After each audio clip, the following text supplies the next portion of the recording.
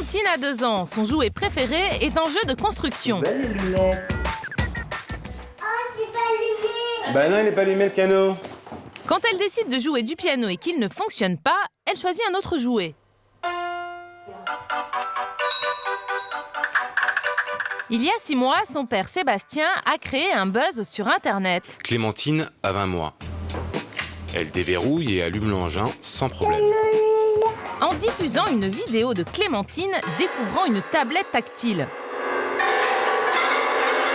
Étonnamment, elle lance un enregistreur 4 pistes pour s'enregistrer. Une aisance impressionnante, de plus en plus répandue chez les enfants. Certains maîtrisent le b.a.-ba des nouvelles technologies. Ils ont déjà un ordinateur chacun et un appareil photo. Quel âge vos enfants? 4 ans, 5 ans et 4 mois. Mais bon, ceux de 4 mois, il n'a pas d'ordinateur ni d'appareil photo. C'est en observant les adultes que les enfants apprennent à utiliser ces outils modernes. Ils sont très contents d'avoir des ordinateurs comme les grands, ils veulent faire comme les grands. Ordinateurs, appareils photo, caméras, les constructeurs de jouets mettent sur le marché des copies high-tech de nos équipements pour les moins de 7 ans. Comment surveiller les petits génies de la souris sans les priver? Solo pour Davino,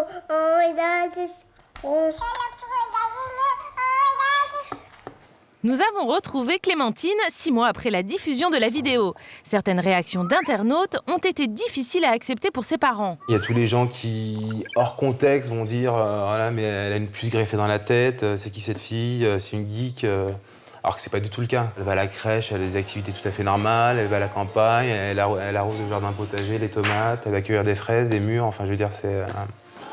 Clémentine ne s'en soucie pas. Entre deux danses, elle retrouve son jeu préféré sur le smartphone de ses parents. le chat. Et c'est qui le plus beau? C'est papa. Voilà. Quand Clémentine se lasse du smartphone, elle s'intéresse à l'ordinateur, toujours sous le regard de ses parents. Elle regarde des vidéos sous notre contrôle tous les soirs et maintenant elle commence à manier la souris pour enchaîner parce que parfois on va pas assez vite. Elle nous a vus tous les deux avec un ordinateur, donc elle a forcément envie de faire la même chose.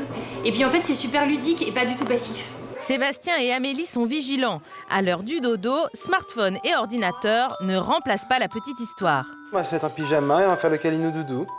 Puis après on ira faire dodo. On va appuyer là. Non, t'appuies pas là, c'est fini. C'est la feu rouge. Ouais. Pour les bébés fans de high-tech comme Clémentine, le chien automate et l'hélicoptère télécommandé sont presque dépassés. Là, on est effectivement sur des produits qui sont du domaine de l'adulte que l'enfant veut s'approprier. Donc, les industriels vont fabriquer des jouets spécifiquement faits pour les enfants. C'est qu'ils sont totalement adaptés à leur usage. On y trouve console tactile, guitare intuitive, appareil photo numérique ou encore cette caméra un peu spéciale pour cinéastes en culotte courte. On est à la fois dans la possibilité de filmer quelque chose, une action, et en même temps de rajouter des trucages. C'est vrai que d'envoyer une tarte à la crème, c'est le rêve de tous les enfants, et je vous laisse imaginer s'ils font ça sur leur maman. Si les bébés high-tech ne se contentent pas de ces nouveaux jouets, ils peuvent tester des programmes internet conçus spécialement pour eux. Matt, 6 ans, adore inventer des histoires à ses figurines. C'était gentil, c'était méchant. Mais il manque le cercle de lumière. Seule différence, ces histoires, il les partage aussi sur son blog. Là, ça fait une photo de tous les plus forts Cormiti. Quand on est un internaute de 6 ans, on a encore besoin de l'aide de sa maman. C'est maman qui écrit, moi c'est Dax. J'ai un petit metteur en scène. Hein. Il me dirige l'appareil photo, il regarde chaque photo, il faut que je lui montre. Donc là, je me suis fait disputer parce qu'on voit mon ongle. Mais bon, il faut bien le tenir, le Gormiti.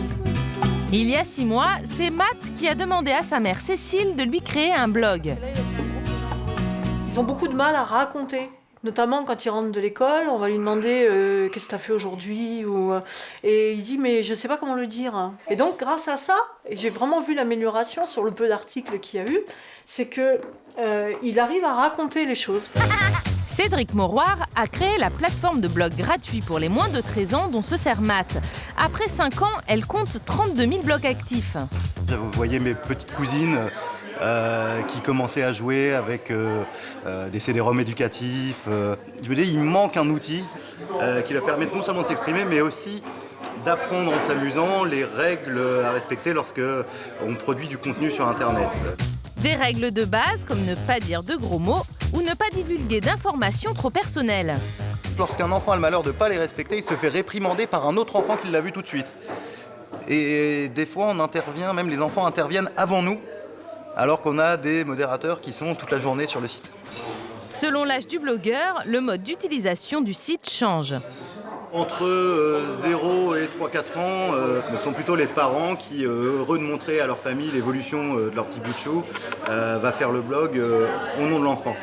Entre 3 et 7 ans, là, on a des parents qui pratiquent ce qu'on appelle la dictée inversée, donc qui vont faire le blog en collaboration avec l'enfant, qui vont demander à l'enfant de structurer ses phrases, de raconter les choses.